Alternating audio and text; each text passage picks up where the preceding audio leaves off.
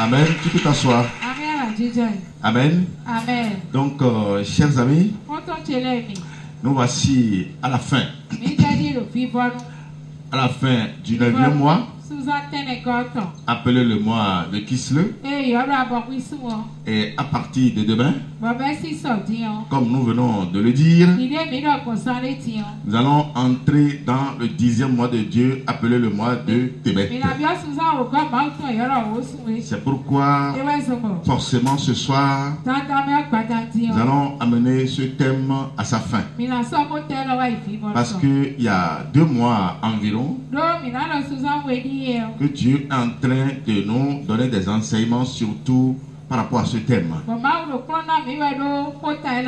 Donc ce soir, je vais nous demander de nous suivre très bien. Parce que non seulement nous serons brefs,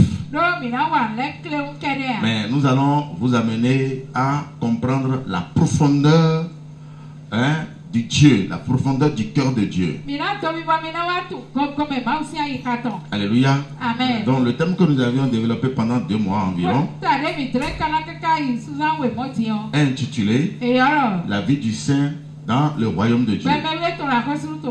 Le verset de soutien était simplement tiré du livre de Matthieu 6, versets 33 à 34, qui disait quoi?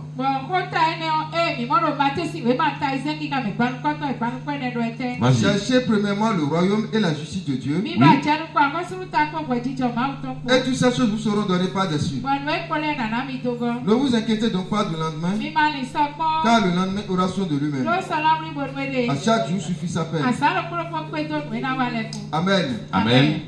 Nous vous avions déjà défini ce que nous pourrions comprendre par la vie en tant qu'enfant de Dieu. Alléluia. Amen. Mais aujourd'hui, nous allons vous amener à comprendre les conséquences bienheureuses, les bienfaits de la vie. Celui qui a la vie en lui-même. Alléluia. Amen. Quels sont les fruits qui attendent celui-là? Celui qui n'a pas aussi la vie, parce que le contraire de la vie, c'est la mort. Donc forcément celui qui n'a pas la vie, obligatoirement doit avoir la mort. Alléluia. Amen. Donc les fruits de la mort aussi, nous allons vous amener à les sonder. Alléluia. Amen. Donc celui qui a la vie en lui, la vie qui n'est rien d'autre que Dieu lui-même, doit d'office bénéficier d'un grand cadeau que Jésus a laissé, appelé la paix. Et dans la paix, je veux en retirer 2 éléments essentiels aujourd'hui. 2 éléments essentiels, parce que généralement, l'être humain, alléluia, en général, amen, a tendance toujours à avoir son cœur focalisé sur ces 2 éléments. Alléluia. Amen. Le premier élément, c'est la protection. Amen. Amen. Celui qui a la vie, je vais vous amener aujourd'hui à comprendre que celui-là est protégé à 100%, pour ne pas dire 200%. Il est protégé par Dieu. Ce n'est pas lui-même qui se donne la protection, mais c'est Dieu qui le protège. Et quand Dieu protège quelqu'un, personne ne peut faire du mal à celui-là. L'autel de Dieu qui est en toi, sur lequel tu as versé le sang de Jésus tout à l'heure, parce que par l'adoration que tu viens de faire, tu dois savoir que cet autel de Dieu qui est en toi est renouvelé. Alléluia. À chaque fois, j'ai l'habitude de vous le dire. Lorsque vous vous mettez en adoration, lorsque vous commencez par donner des éloges à Dieu, alléluia, le sang de Jésus qui est dans notre âme, qui nous rend saints, alléluia, ce sang est versé à la régulière sur l'autel de Dieu qui est en nous. C'est à partir de là qu'on nous appelle sacrificateurs. Nous sommes sacrificateurs du Dieu vivant. Parce qu'aujourd'hui, Jésus étant en nous, fait de nous d'office aussi des Jésus. C'est pourquoi quand nous nous mettons en adoration, alléluia, nous sommes acceptés et agréés comme Dieu avait agréé le sacrifice de Jésus-Christ. Alléluia. Lis-moi ça dans le livre de Apocalypse 5, versets 10 à 12. Tu as fait d'eux un royaume et des sacrificateurs pour notre Dieu. Tu as fait d'eux. De qui est qui? De ceux qui ont pu discerner le vrai Jésus et qui ont cru en lui. Il s'agit de toi. Il s'agit de moi. Tu as fait d'eux un royaume et des sacrificateurs pour notre Dieu. Oui, vas-y. Et ils régneront sur la terre. Et ils régneront sur la terre. Alléluia. Donc nous sommes sacrificateurs aujourd'hui. Pas parce que nous allons encore amener des brebis pour les tuer sur un autel quelconque physique, comme ce qui se faisait au temps de la loi.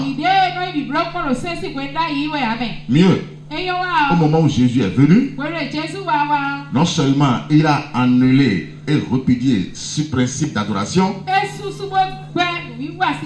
mais il a encore interdit à ceux qui le faisaient dans le temps de ne plus faire de la maison de son père un lieu de trafic. Alléluia. Donc cette première forme d'adoration dans laquelle nous voyons les brebis sacrifiées physiquement sur l'autel est totalement révolue. Alléluia. Mais la sacrificature n'est pas révolue. Alléluia. Dieu continue toujours de choisir ses sacrificateurs. C'est pourquoi à notre temps aujourd'hui, son choix est porté sur notre modeste personne pour que nous lui présentions le sacrifice dans le temple. Et le sacrifice aujourd'hui est présenté sur l'autel de Dieu en nous-mêmes, parce que nous sommes temple de Dieu. Alléluia. Donc le fait de te prosterner, le fait de dire gloire à Dieu, le fait de commencer par donner des éloges à Dieu te transforme en objet de sacrifice, et dans le même temps tu es souverain sacrificateur. Alléluia. Donc dans ce cas, Dieu t'agrée comme il avait agréé le sacrifice de Jésus-Christ. Donc celui qui a le trône de Dieu en lui, qui est temple de Dieu, aujourd'hui on va vous amener à comprendre la protection que celui-là bénéficie de la part de Dieu. Dans un premier temps, nous allons lire 1 Corinthiens 3, versets 16 à 17. Alléluia.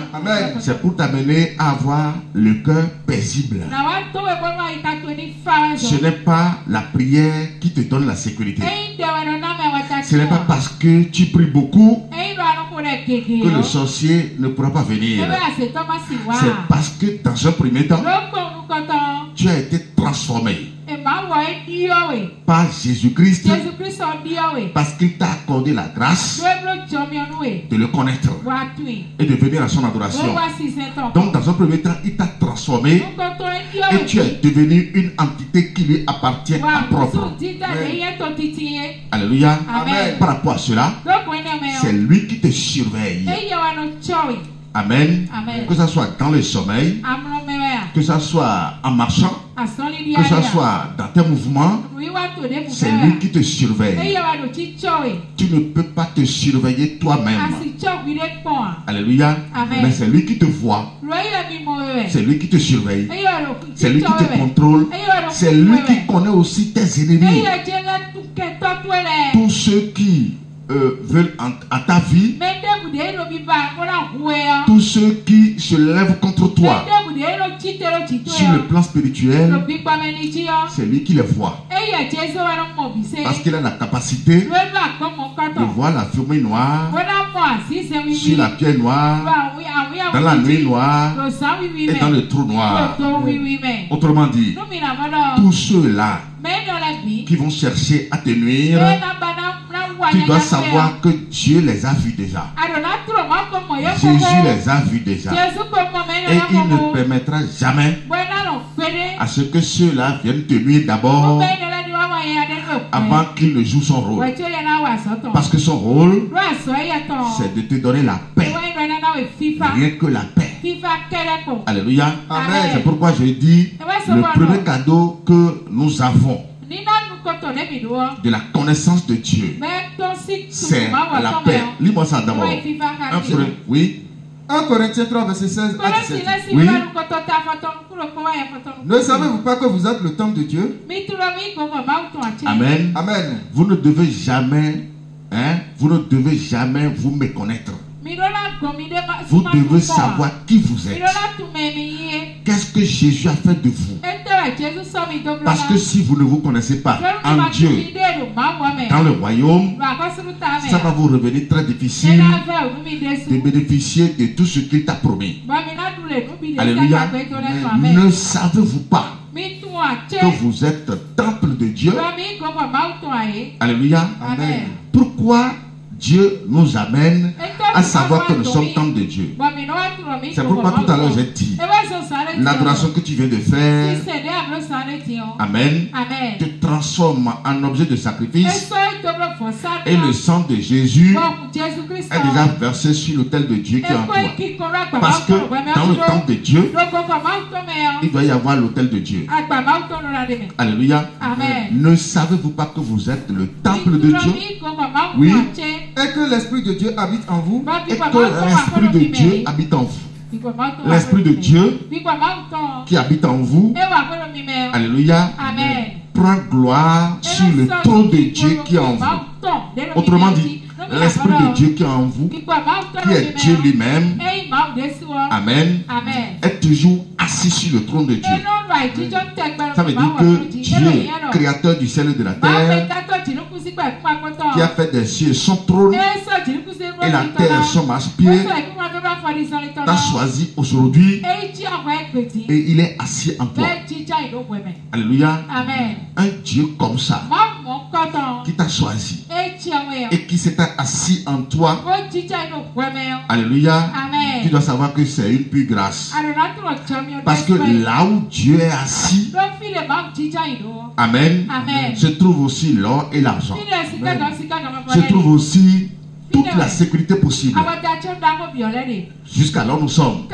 Nous n'avons jamais entendu que quelqu'un a réussi à tuer Dieu. Alléluia. Ça veut dire que si Dieu est assis en toi, sur le plan spirituel, autrement dit, personne ne peut décider à te tuer et va le réussir. Parce que toute décision qui sera prise comme par un homme pour te nuire, alléluia, est convergé directement vers Dieu. Ça veut dire quoi? Le mal qui est dirigé vers toi ou qui est dirigé contre toi, ton fils est dirigé contre Dieu. Autrement dit, le combat ne t'appartient pas. Le combat appartient à qui? Le combat, dis à celui qui est à côté de toi, le combat appartient à Dieu. Le combat appartient à Dieu. Donc les sorciers de ta maison, de la maison de ton père, de la maison de ta mère, que tu fuyais depuis des milliers d'années, depuis que tu es né, Alléluia. Amen. Tu dois savoir que ces sorciers lamentablement ont échoué. Ils ont échoué pourquoi?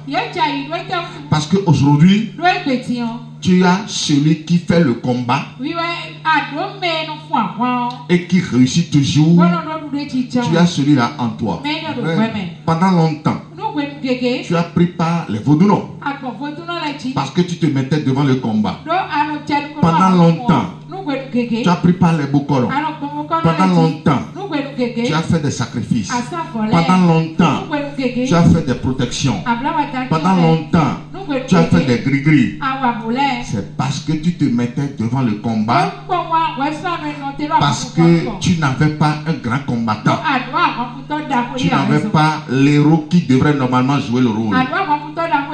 Mais aujourd'hui, où tu as accepté le grand combattant, celui qui ne joue jamais devant un combat, celui qui réussit toujours, celui qui a toujours la victoire, celui qui a dominé la mort. Puisque tu l'as en toi aujourd'hui, tu dois savoir que le combat ne t'appartient plus, mais le combat appartient à lui. Alléluia. Amen. Le combat lui appartient parce que aujourd'hui, il t'a donné la paix et il te demande de vivre la paix. Alléluia. C'est pourquoi ne te donne plus de soucis. Tu ne vas plus avoir de soucis par rapport à un sorcier, par rapport à un devin, ou par rapport à un grégisseur. Amen. Un grégisseur qui t'avait défié dans le temps, ou un bokono qui t'avait défié dans le temps. Tous ceux qui t'avaient défié au moment où tu étais sans Jésus, aujourd'hui vont rencontrer Jésus, parce que les défis jetés contre toi seront relevés un à un. Par qui? Par Jésus lui-même. Alléluia. C'est pourquoi il est d'importance capitale à chaque être humain sur la terre de rechercher le vrai Jésus. Ce Jésus que nous vous enseignons ici, qui n'est pas le même que les églises adorent. Parce que Jésus qui a adoré les dimanches, alléluia, n'est pas ce Jésus que nous prêchons ici. Jésus qui est fils de Dieu et Dieu, son jour d'adoration, c'est le sabbat. Nous ne sommes pas ici aujourd'hui parce que c'est dimanche. Nous sommes ici parce qu'aujourd'hui, c'est le sabbat de la nouvelle vie. Et Dieu nous l'a témoigné, bien sûr. La lune a disparu. Personne n'a vu la lune tout à l'heure. Alléluia. Voilà que les Romains, avec leur faux Jésus, ont déclaré ce jour comme étant le premier jour de leur 12e mois. Alors quand on dit premier d'un mois, la lune doit annoncer. Où est la lune qui a annoncé le 1er décembre? Au moment où la lune est dans le noir, les Romains ont annoncé leur mois. Autrement dit, quand on dit décembre, c'est un faux mois. Dis à celui qui est à côté de toi, décembre est un faux mois. Dieu va annoncer son 10e mois demain. Alléluia. Et pour tester, et pour attester, pour attester ce que nous sommes en train de dire, la lune va apparaître demain pour vous dire que vous êtes dans le vrai. Alléluia. Amen. Dans l'autel de Dieu qui est en toi, nous allons voir sa puissance. Alléluia. Amen. La puissance que Dieu déploie sur cet autel, nous allons la voir aujourd'hui. Tu vas me lire le livre de 1 Samuel 5. Amen. À partir du verset 1er. Amen. Amen. Finis d'abord l'autre lecture. L'autre lecture que tu es en train de faire là, finis-moi ça rapidement. Alléluia. Ne savez-vous pas que vous êtes le temple de Dieu? Oui. Et que l'Esprit de Dieu habite en vous. Et que l'Esprit de Dieu habite en vous, oui. Si quelqu'un détruit le temple de Dieu, Dieu le détruira. Si quelqu'un détruit, si quelqu'un veut détruire le temple de Dieu, Dieu le détruira. Alors, qui préserve alors le temple de Dieu? Qui donne la sécurité au temple de Dieu? Ça veut dire que si nous voulons la sécurité véritablement, qu'est-ce que nous devons faire? Ce n'est pas la prière. Alléluia. Nous devons chercher à devenir temple de Dieu. Et si nous sommes temple de Dieu et que tu habites en nous, c'est fini. Dans nos services, si quelqu'un veut nous faire du mal, il va rencontrer Dieu. Dans nos familles, si quelqu'un veut nous faire du mal, il va rencontrer Dieu. Alléluia. Dans nos allers-retours, si quelqu'un veut nous faire du mal, il va rencontrer Dieu. En tout cas, bref, nous ne connaissons plus nos malfaiteurs. C'est pourquoi ne te tracasse plus pour connaître celui qui veut te faire du mal. C'est Dieu qui les connaît. Parce que quand on allait chez les Bokono, le Bokono dit quoi? Le Bokono va faire sa divination que je ne crois jamais et que je ne vais jamais croire. Parce que je ne peux pas croire à la divination d'un être humain et dans le même temps croire en mon Seigneur Jésus. Donc, après la divination, le Bokono va te dire que c'est tel membre de famille qui veut te faire du mal. C'est tel ami qui veut te faire du mal. D'accord. Maintenant, la solution c'est quoi? Toute solution que le Bokono donne n'apporte jamais la paix. Alléluia. Nous avions pris par là. Nous tous n'avions pris par là. Alléluia. On nous amenait à dépenser beaucoup de fortune. Qui parmi vous avait eu la véritable sécurité avec un Bokono? Le Bokono lui-même n'est pas en sécurité. Il peut faire la divination aujourd'hui et mourir demain parce que lui-même ne sait pas quand est-ce qu'il va rendre l'âme. Alléluia. Donc celui qui vous donne la sécurité sans faille d'ailleurs, c'est le Seigneur Jésus. Sans lui, il n'y a plus personne.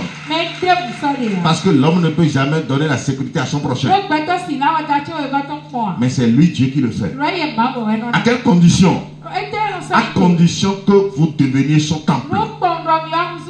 Ne savez-vous pas que vous êtes le temple de Dieu et que l'Esprit de Dieu habite en vous? Avant que l'Esprit de Dieu n'habite pas en vous, Dieu doit vous recommander de quitter l'idolâtrie, d'abandonner tous ces effets qui vous compromettaient vis-à-vis devant lui. Alléluia. Donc si vous avez l'Esprit de Dieu en vous, vous êtes temple de Dieu. Et si vous êtes temple de Dieu, c'est Dieu lui-même qui vous surveille. Parce qu'il ne somnole ni ne dort. Mais toi tu somnoles. Toi tu dors. Si nous quittons ici tout à l'heure, tu vas encore dormir. Mais dans ton sommeil, lui le Dieu Tout-Puissant, Amen, il vient monter la garde. Et il ne dort pas. Alléluia. Mais nous sommes bénis. Alléluia. Nous sommes bénis plus que toute autorité physique. Alléluia. C'est lui qui nous surveille. Sur le chemin que nous prenons. C'est pourquoi nous ne faisons jamais d'accident. Alléluia. Toi tu es ici aujourd'hui. Tes enfants à la maison sont aussi surveillés. C'est toujours ce même Dieu. Alléluia. Ta femme qui est enceinte, elle est surveillée. Le bébé qui est dans le ventre est surveillé. toi-même tu es surveillé. Mais quelle grâce. Alléluia. Parce que tu es temple de Dieu. Ne savez-vous pas que vous êtes temple de Dieu et que l'Esprit de Dieu habite en vous? Celui qui veut détruire le temple de Dieu, oui, vas-y. Si quelqu'un détruit le temple de Dieu, Dieu le détruira. Car le temple de Dieu est saint. Et c'est ce que vous êtes. Car le temple de Dieu est saint. Et c'est ce que vous êtes. Il y a celui qui est à côté de toi. Tu es le très saint de Dieu. Tu es la très sainte de Dieu. Et personne ne pourra te détruire. Quiconque va se lever contre toi verra Dieu.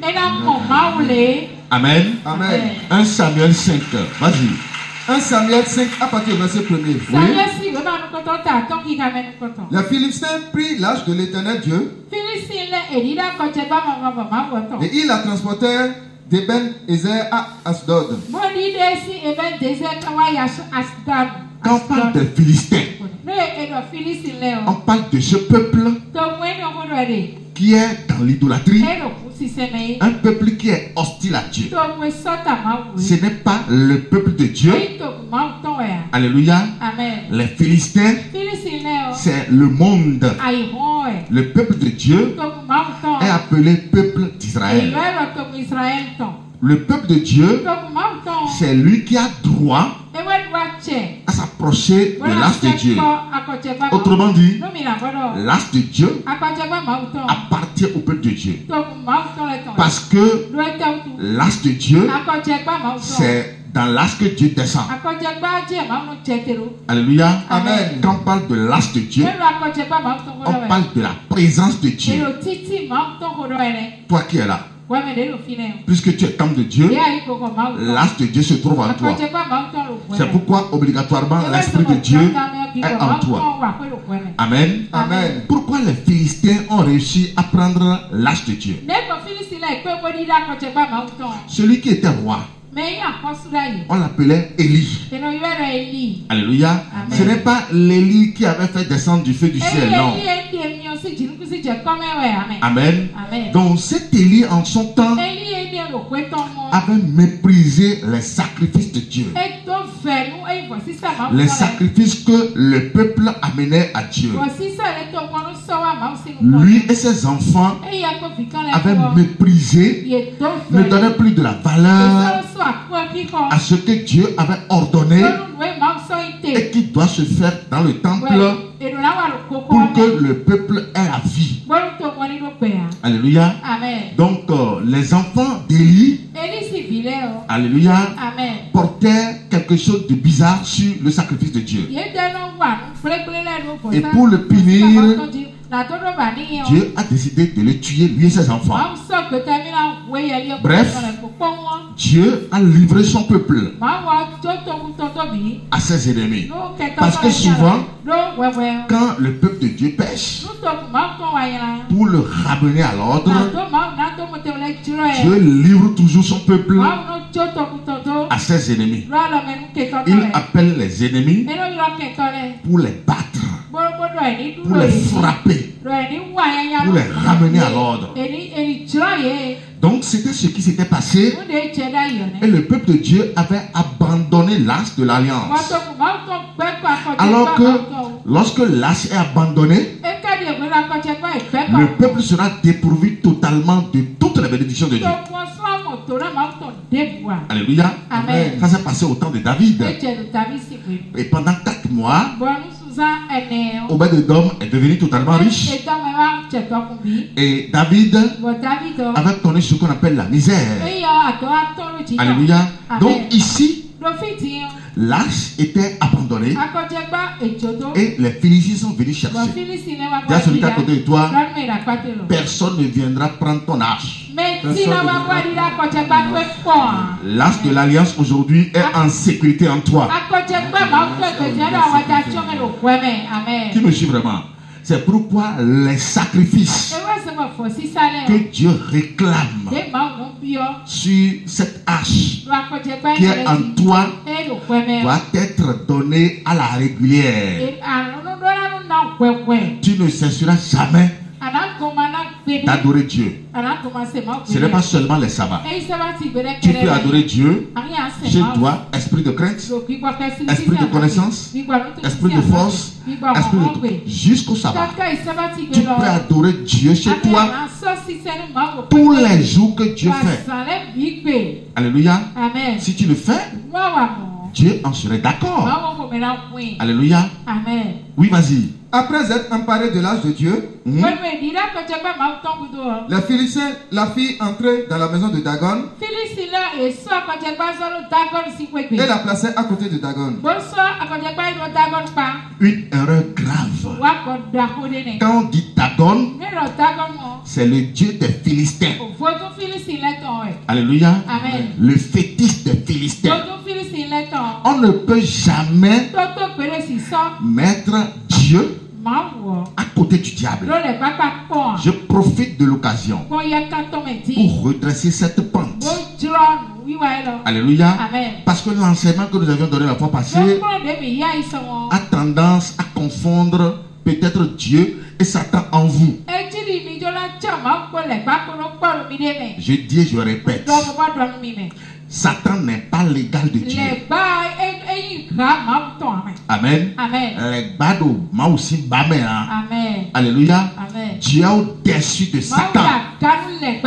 Qui me suit vraiment? Alléluia. Dieu est au-dessus de Satan. Et Satan ne peut jamais faire une complicité avec Dieu. J'ai dit quoi? Satan est sous ordre. Qui me suit vraiment là? Alléluia. Satan est sous ordre. Satan, je donne un exemple. Quelqu'un que vous avez embauché comme un employé qui doit vous servir dans votre entreprise. Alléluia. Mais en réalité, celui-là ne peut jamais vous égaler. On est d'accord? Il est là et il va recevoir quoi? Il va recevoir des ordres de votre part. Alléluia. Donc c'est pour vous dire quoi? Dieu est au-dessus de Satan. Amen. Et Satan est sous ordre. Satan ne fait rien de lui-même. Amen. Il n'y a pas d'entente entre Dieu et Satan. Non. Mais ce que Dieu dit, c'est quoi? Dieu donne des ordres. Comme nous avons aussi, ou bien nous venons de donner aussi des ordres. Oui ou non? Tu as donné des ordres, non? Mais tu donnes des ordres. Ne veut pas dire que celui à qui tu donnes des ordres va s'asseoir dans le même fauteuil avec toi, non. Tu as celui qui est à côté de toi. Satan est sous ordre. Ne peut jamais égaler Dieu. Alléluia. Donc ici, il y a une grosse erreur qui a été commise. Les Philistins ont déposé l'arche de Dieu à côté de Dagon. Autrement dit, les Philistins veulent mettre Dieu au même rang que leur Dieu. Ça ne peut pas se passer. C'est pourquoi, toi qui m'écoutes, tu ne dois jamais permettre à ce que quelque chose égale l'autel de Dieu qui est en toi. Qu'est-ce que Dieu va faire? Vas-y. Le lendemain, oui, les Asdodiens qui s'étaient levés du bon matin, les Asdodiens qui s'étaient levés du bon matin trouvèrent Dagon étendu la face contre terre devant l'arche de l'Éternel. Le lendemain, quand on dit Asdodiens, Amen. C'est ceux qui sont chargés à donner des sacrifices à Dagon. Autrement dit, c'est les sacrificateurs de Dagon. Nous, nous sommes sacrificateurs du Dieu vivant. Le lendemain, quand les sacrificateurs du Dieu Dagon sont venus, ils ont vu Dagon la face contre terre, dans la position d'adoration devant l'arche de l'Éternel. Alléluia. Amen. Qui l'a mis dans cette position? C'est dit. Tu as celui qui est à côté de toi. Personne ne peut égaler ton Dieu. Tous ceux qui vont se soulever contre toi viendront se prosterner devant toi. Alléluia. Mais c'est comme ça. Ils ont vu Dagon, la face contre terre, devant l'âge de l'Éternel. Alléluia. Amen. Dieu l'a rappelé sa position. Il dit, mais écoutez, Satan, tu ne peux pas t'asseoir dans le même fauteuil que moi. Je suis en train de te montrer la valeur de l'autel de Dieu qui est en toi. Le païen dans ton service, le païen dans ton marché, le païen dans ton quartier, mais en réalité sur le plan spirituel, ne peut pas avoir les mêmes grades que toi, non. Le sorcier dans ton entourage doit observer cette position de Dagon vis-à-vis de toi. Alléluia. Amen. Il suffit seulement que tu fasses quoi? Prosternez-vous devant moi. Car l'autel de Dieu est en moi. C'est tout. Qui me suit vraiment? Alléluia. Amen. Oui, vas-y. Il prit Dagon et le remit à sa place. Les Astodiens ont encore pris Dagon et ils l'ont remis encore à sa place. Le lendemain, amen. Quel culot. Attends. Quel culot. Alléluia. Amen. Ils ont encore pris le fétiche et ils l'ont repositionné encore à sa place à côté de l'âge de l'Éternel. Alléluia. Oui, vas-y. Le lendemain encore, c'était levé du bon matin. Il trouvait Dagon étendu, la face contre terre, devant l'âge de l'Éternel. Le lendemain encore, alléluia, amen. Ils ont encore vu Dagon. Autrement dit, entre Dagon et Dieu, qui a la force plus que qui? Qui a la force plus que qui? Ça veut dire que tu as celui qui est à côté de toi. Le sorcier n'a pas de force. Le bokoro n'a pas de force.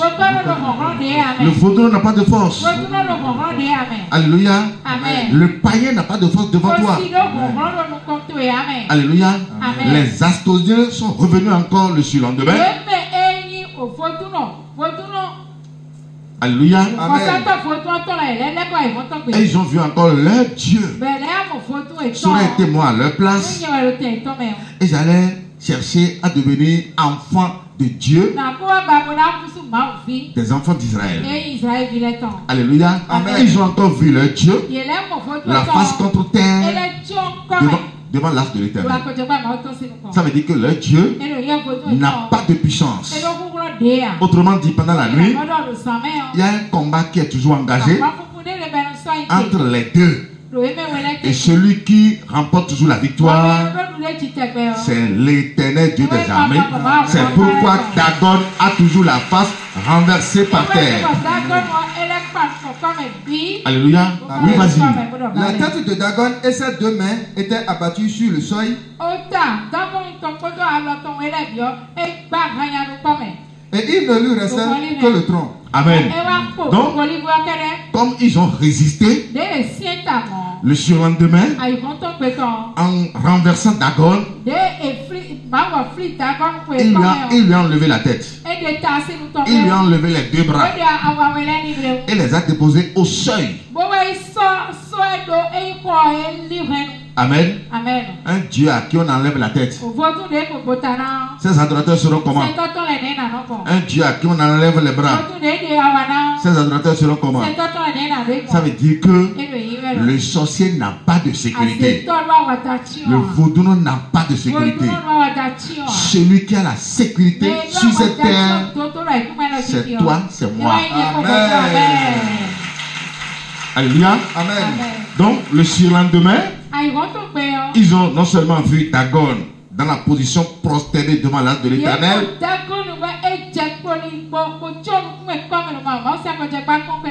mais il est sans bras et sans tête. Alléluia. Amen. Vas-y. C'est pourquoi jusqu'à ce jour, les prêtres de Dagon et tous ceux qui entrent dans la maison de Dagon à Asdod ne marchent point sur le seuil. Pardon? C'est pourquoi jusqu'à ce jour, les prêtres de Dagon et tous ceux qui entrent dans la maison de Dagon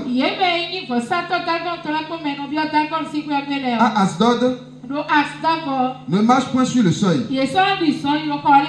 Alléluia. Amen. Parce que leur Dieu a été dépiécé. Dépiécé sur le seuil. Si bien que à chaque seuil de chaque maison, c'est un lieu qu'ils ne veulent jamais profaner. Amen. Donc le peuple des Philistins ici, à un moment donné, ils ont décidé de rendre l'astre de l'Éternel. Parce que l'astre qui était avec eux leur causait des problèmes sur tous les plans. Parce que ce n'est pas leur Dieu. Le Dieu créateur n'est pas leur Dieu. Alléluia. Amen. Donc à un moment donné, ils ont décidé de rendre l'astre de l'Éternel. Pourquoi je suis en train de te dire ça? Pour que tu comprennes la force de ton Dieu, la puissance de ton Dieu. Le Dieu que nous t'enseignons ici n'est pas un Dieu faible. Et lorsque ce Dieu sera en toi, je vais t'amener aussi à comprendre comment il mène le combat pour toi. Alléluia. Amen. Nous avons vu le Dieu là, lui-même dans le combat. Contre Dagon, oui ou non? Alléluia. Amen. Lis-moi Nombre 23. Non. Oui, Non. oui, finis d'abord, finis un peu d'abord. Oui, vas-y. La main de l'Éternel s'appesantit sur les Asdodiens. Et le Maouadoualo, il met Astodien les dit, suis bien. Amen. Oui. Et il mit la désolation parmi eux.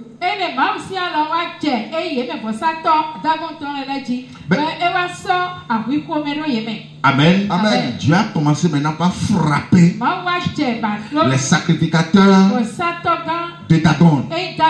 Après avoir mis en pièces Dagon, il a attaqué maintenant ces sacrificateurs. Vas-y. Il les frappa d'hémorroïdes à Asdod et dans son territoire. Alléluia. Amen. Dis à celui qui est à côté de toi. C'est ton Dieu qui guérit.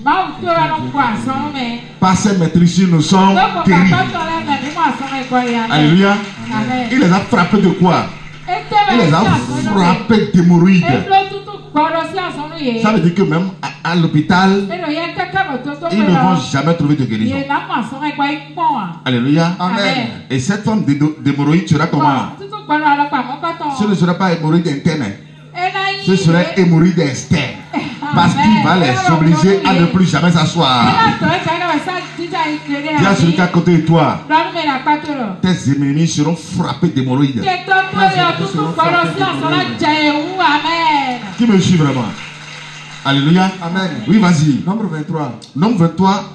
Vas-y. Tu vas comprendre maintenant ce Dieu qui a fait ce combat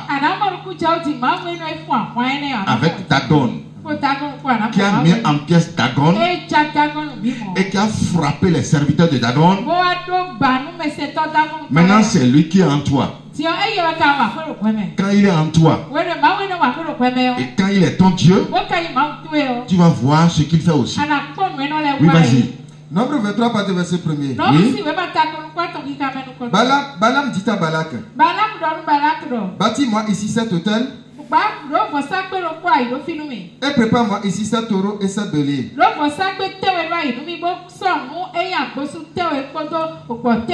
Amen. Amen. C'est quoi l'histoire de Balak et de Balaam?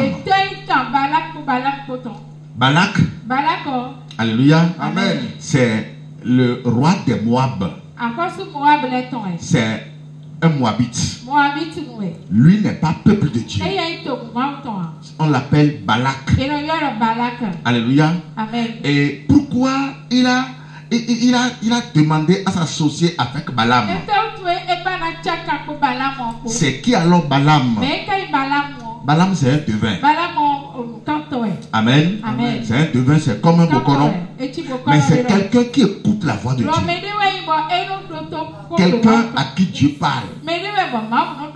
Alléluia. Amen. Mais qui ne fait jamais selon l'ordre de Dieu.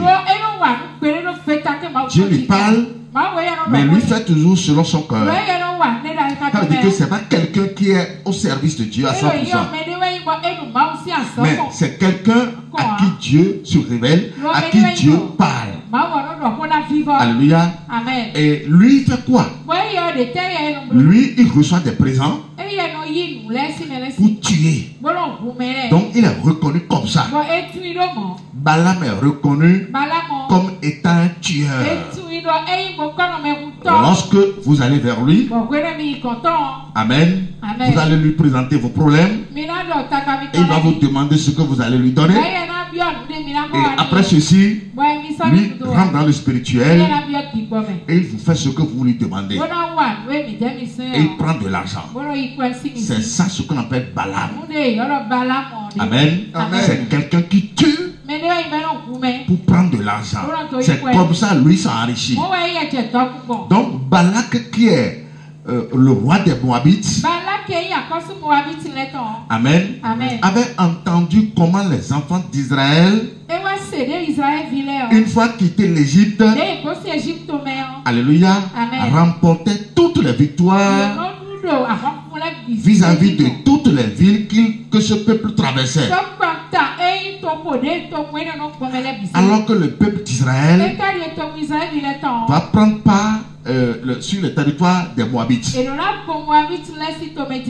Donc Balak a eu peur. Et rapidement, il a demandé le service de Balaam. Il dit Balaam, viens m'aider à tuer le peuple de Dieu. Viens s'il te plaît. Je t'en prie. Lis-moi là où il a envoyé ses envoyés. Vas-y. Nombre 22, partir verset 5. Oui. Il envoya des messagers auprès de Balaam, fils de Béor, apétant sur le fleuve, dans le pays des fils de son peuple, afin de l'appeler et de lui dire: voici un peuple est sorti d'Égypte et il couvre la surface de la terre. Amen. Ce qui se passe dans ta famille, tu le sais. Lorsque tu quittes ta famille et que tu viens connaître ce Dieu, mais il y a des bandades là-bas. Parce que rapidement quoi? Tous les vaudous et tous les sorciers de la maison de ton père, de la maison de ta mère, rapidement savent que tu as quitté leur camp et que désormais tu appartiens au vrai Dieu. Alléluia. Alors que le vrai Dieu qui est en toi, c'est lui qui met en pièces Dagon et qui frappe d'hémorroïdes les serviteurs de Dagon. Ça veut dire que quand tu crois en ce Dieu, il y a la peur qui saisit ce camp. C'est pourquoi lorsque le peuple d'Israël a quitté l'Égypte, il y a cette peur qui a saisi Balak et les Moabites. Alléluia. Amen. Oui, vas-y. Un peuple est sorti d'Égypte et il couvre la surface de la terre. Et il habite vis-à-vis de moi. Nous continuons. Viens, je te prie, maudis-moi ce peuple, car il est plus puissant que moi. Peut-être ainsi pourrais-je le battre et le s'assurer du pays. Amen. Il dit, viens. Balak a dit à Balaam, viens me maudire ce peuple. Amen. Tiens sur le cas côté de toi. Quiconque va chercher à te maudire se maudira lui-même. Alléluia. Amen. Car la malédiction sans cause est sans effet. Avant que la malédiction ne frappe quelqu'un, il faut que la personne soit dans l'idolâtrie. Amen. Comme tu n'es pas dans l'idolâtrie, toute parole incantatoire prononcé à ton encontre n'aura jamais d'effet. Ils vont beau prononcer les paroles, mais ils vont encore ramasser tous les effets. Alléluia. Amen. Oui, vas-y. Car je sais que celui que tu bénis est béni, et que celui que tu maudis est maudit. Les anciens de Moab et les anciens de Madian partirent, ayant avec eux des présents pour le devin. Ils arrivaient auprès de Balaam et lui rapportèrent les paroles de Balak. Balaam leur dit, passez ici la nuit, et je vous donnerai réponse d'après ce que l'Éternel me dira. Alléluia. Amen. C'est pourquoi tout à l'heure je vous dis, c'est quelqu'un qui entend la voix de Dieu, mais lui ne fait jamais selon ce que Dieu dit. Alléluia. Il dit, dormez ici. Maintenant, pendant la nuit, je vais demander à Dieu pour écouter sa réponse. C'est pourquoi toi aussi, enfant de Dieu, tu dois savoir que la nuit, amen, c'est le moment indiqué pour demander tout ce que vous voulez, pour dire tout ce que vous voulez, parce que il doit y avoir un soir et un matin. Qui me suit vraiment? Alléluia. Amen. Donc il a dit que pendant la nuit, il ira poser la question à Dieu pour connaître ce que Dieu va lui dire. Vas-y. Et les chefs de Moab restèrent chez Balaam. Dieu vint à Balaam et dit, qui sont ces hommes que tu as chez toi? Balaam répondit à Dieu, Balaam, fils de Sippor, roi de Moab, les a envoyés pour me dire, voici un peuple est sorti d'Égypte et il couvre la surface de la terre.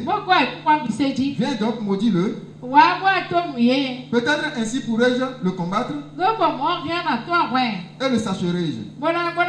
Tout ce qui est en train d'être dit ici, c'est à l'insu du peuple. Le peuple de Dieu ne savait rien. Alléluia. Est-ce que le peuple de Dieu était au courant? Mais Dieu est déjà au courant, oui ou non? C'est pourquoi je dis, tu ne peux pas connaître tes ennemis. C'est Dieu qui les connaît un à un. Alléluia. Amen. Le peuple de Dieu était en marche. Le peuple de Dieu marchait selon ce que Dieu leur avait dit. Mais dans le même temps, Dieu est venu ici déjà et il est en train de parler, amen, en faveur de son peuple. Parce que c'est lui qui suivait son peuple. Amen, oui, vas-y. Dieu dit à Balaam, tu n'iras point avec eux, tu ne maudiras point ce peuple car il est béni. Amen. Et tu n'iras pas avec eux. Tu ne maudiras pas aussi le peuple. Parce que le peuple est béni.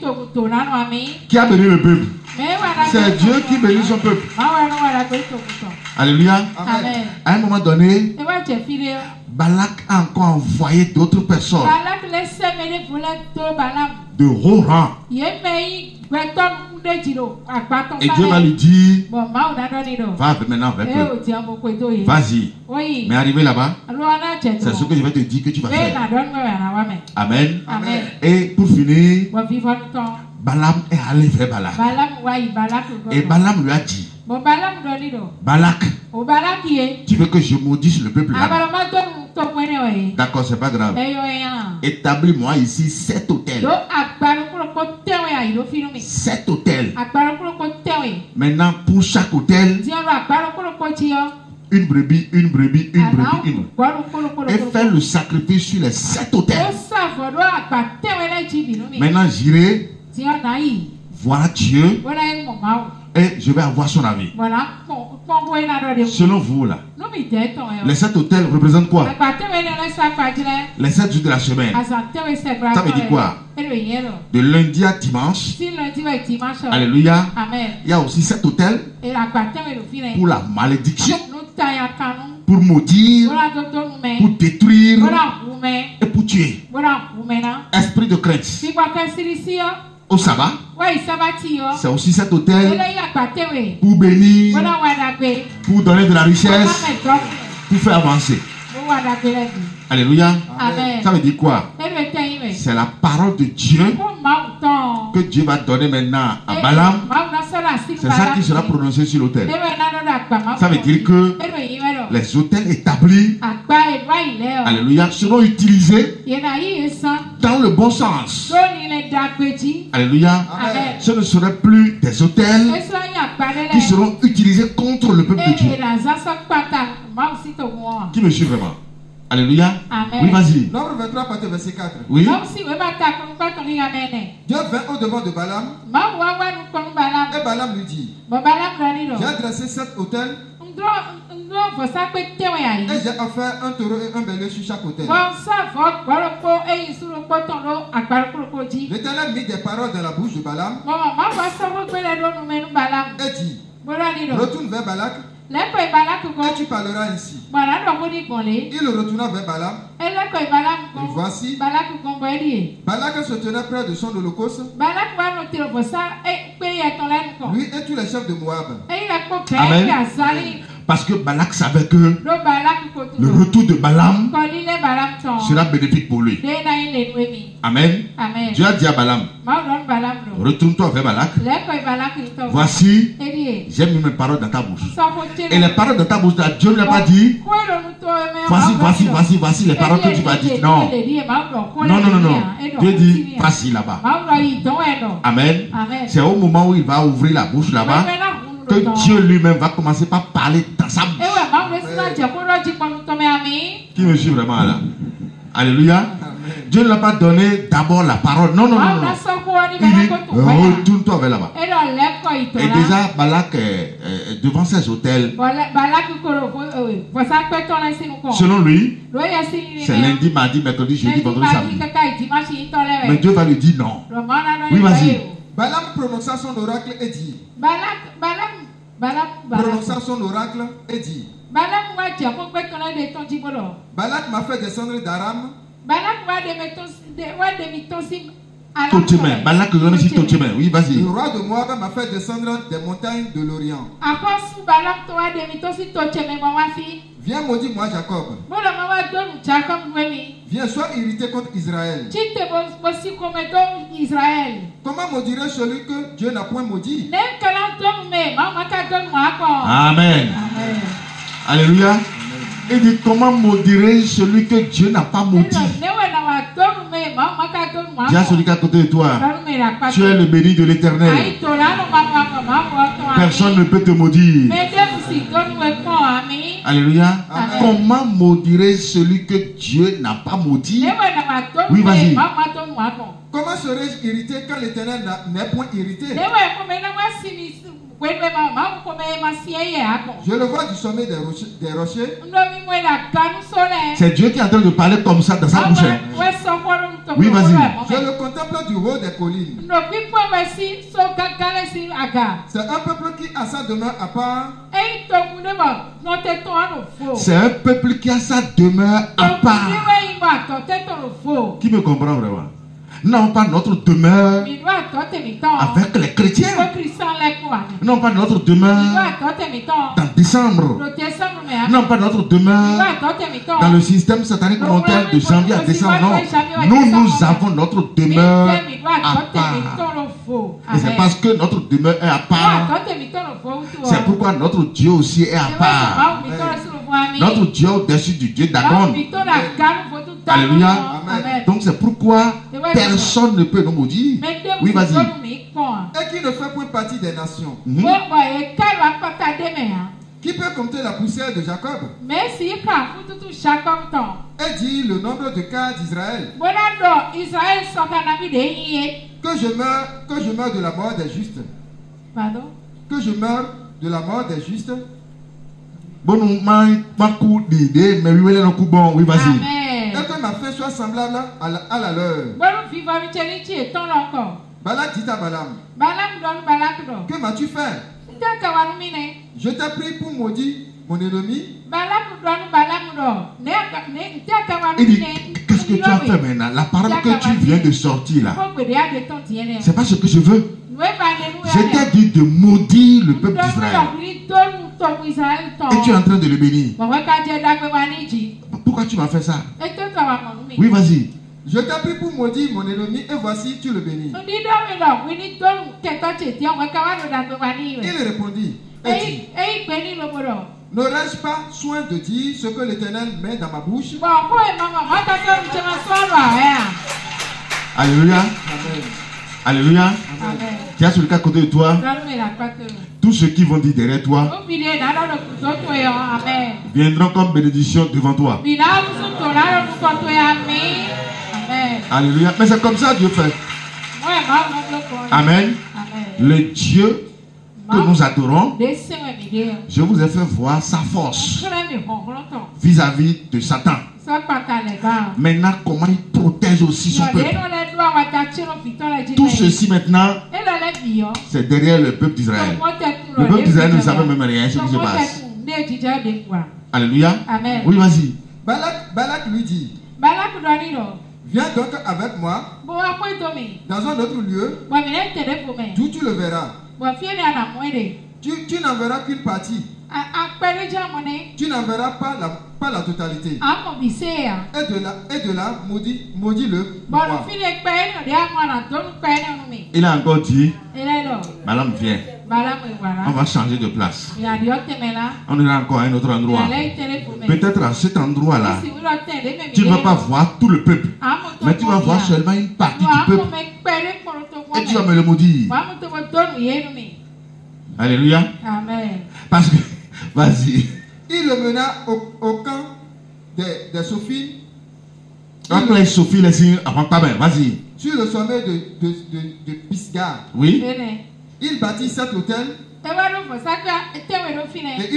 offrit un taureau et un bélier sur chaque hôtel. Vous voyez, il n'est pas fatigué. Il n'est pas fatigué. Vous voyez combien de fois dans le monde des ténèbres là. Vous voyez combien de fois il mène la bataille là. Hein? Contre un peuple. Hein? Il n'est pas fatigué d'offrir des holocaustes. Un bélier, un taureau, un bélier, un taureau. Il n'est pas fatigué. Cet hôtel. Alors que lorsque le sacrifice est fait sur l'autel, l'autel est activé. Oui ou non? Maintenant les premiers 7 hôtels ont été activés. Alléluia. En faveur du peuple d'Israël. Oui ou non? Maintenant on ira encore à un autre endroit et on va encore établir 7 autres hôtels. Et il a offert encore des sacrifices sur ces hôtels-là.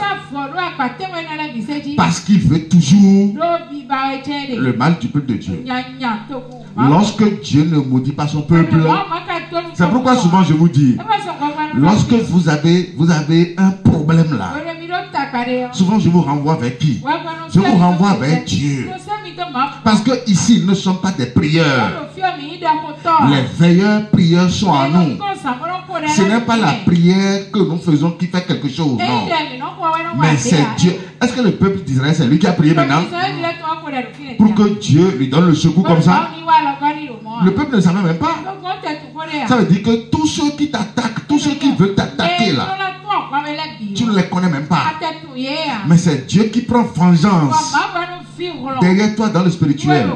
Et qu'est-ce qu'il te demande? Que tu lui appartiennes en propre. Ça veut dire quoi? Que tu quittes l'idolâtrie et que tu sois à son service. Ce qu'il te dit, c'est ça que tu vas faire, c'est tout. Oui, vas-y.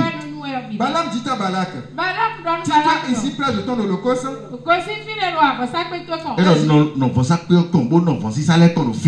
Et j'irai à la rencontre de l'Éternel.